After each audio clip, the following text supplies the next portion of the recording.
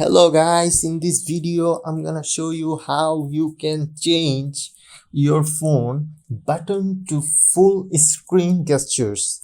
So when you buy a new Android phone, then we can see the buttons there, three buttons. So it doesn't look cool.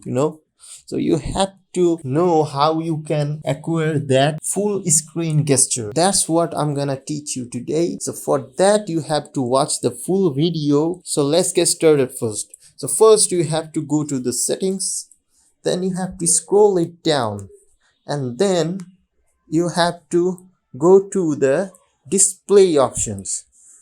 So you have to scroll it down again, and then you have to click on full screen display, and then you can see there are two options, buttons and full screen gestures. So you have to click on full screen gestures. So look guys, it's looking so cool. There is no button here, you are seeing full screen. So guys, that's how you can acquire these full screen gestures. So that's it for today guys. Thank you for watching this video, and do like, share and subscribe to this channel.